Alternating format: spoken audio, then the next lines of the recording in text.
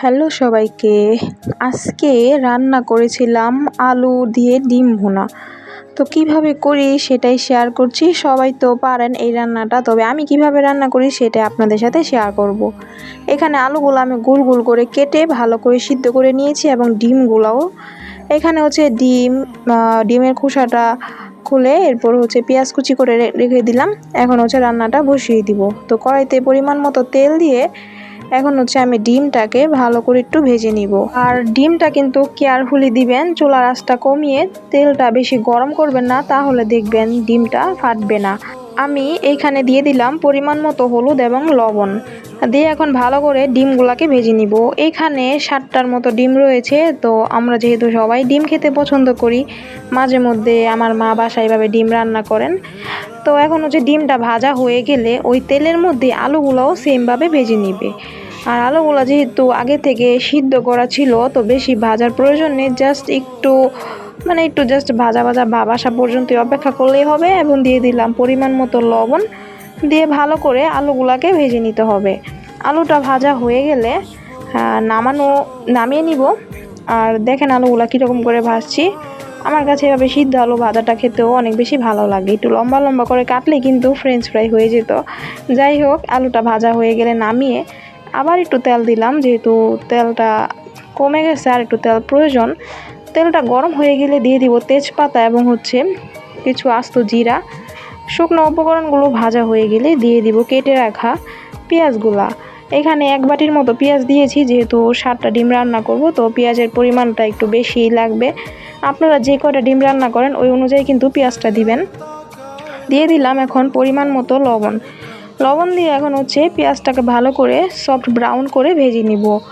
যেহেতু লবণটা দিলে কিন্তু পেঁয়াজটা খুব তাড়াতাড়ি নরম হয়ে যায় আর তাড়াতাড়ি কিন্তু ভাজা হয়ে যায়। দিয়ে এখন হচ্ছে গ্যাসের আঁচটা আমি মিডিয়াম টু হাই ফ্লেমে রেখে পেঁয়াজটাকে ভেজে নিব। আর ওই পাশ থেকে হচ্ছে আমি কাঁচামরিচও ব্লেন্ডার করে নিয়েছিলাম, যেহেতু আজকে রান্নাটা করব পুরোপুরি বাটা মশলায়, আর এক্সট্রা কোনো মশলা আমি দিব না। তো কাঁচামরিচ বাটার পরিমাণটা একটু বাড়িয়ে দিয়েছি, যেহেতু আমরা সবাই আবার জালখোর, অনেক বেশি ঝাল খেতে পছন্দ করি। যাই হোক, কাঁচামরিচ বাটা দিয়ে ভালো করে পেঁয়াজের সাথে কষিয়ে নিব। যে পর্যন্ত নাকি মশলা থেকে কাঁচা স্মেলটা চলে না যায় ওই পর্যন্ত কিন্তু আমি কষাতেই থাকবো। তো কষানো হয়ে গেলে এবার আমি দিয়ে দিলাম পরিমাণ মতো হলুদের গুঁড়া এবং হালকা একটু জল দিব। যেহেতু আজকে রান্নাটা করবো বাটা মশলায়, আমি কিন্তু এখানে কোনো শুকনো মরিচের গুঁড়া দিব না, আপনারা জাস্ট দিতে পারেন আপনাদের কালার প্রয়োজন হলে। এবং আমি হালকা একটু জল দিয়ে এখন মশলাটাকে আবার একটু কষিয়ে নিব। যত বেশি কষাবেন ততই কিন্তু খেতে ভালো লাগবে। মশলা থেকে যখন তেলটা বেশি উঠবে তখন আমি দিয়ে দিব ভেজে রাখা আলু এবং ডিমটা, দিয়ে এখন ভালো করে কিছুক্ষণ সময় কষিয়ে নিব। তো দেখেন কি সুন্দর কালার আসছে কিন্তু, আর খেতেও কিন্তু অসাধারণ লাগবে।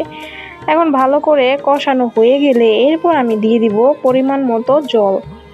এখানে হচ্ছে আমি আরেক পাশে গরম জল বসিয়ে রেখেছিলাম, যেহেতু গরম জল দিলে রান্নাটা খুব তাড়াতাড়ি হয়ে যায়। তো এখন হচ্ছে কষানো হয়ে গেলে আমি গরম জলটাও দিয়ে দিব। ঝোলের জন্য যতটুকু জল দেওয়ার প্রয়োজন ততটুকুই, যেহেতু এটা ডিমের ঝোল রান্না, তো একটু পাতলা পাতলা ঝোল খেতে কিন্তু ভালো লাগে। সবসময় তো মাছ মাংস খেতে খেতে অরুচি চলে আসে, তখন এভাবে ডিম রান্না করলে কিন্তু ভালোই লাগে খেতে। আমরা তো মাঝে মধ্যে রান্না করে খাই।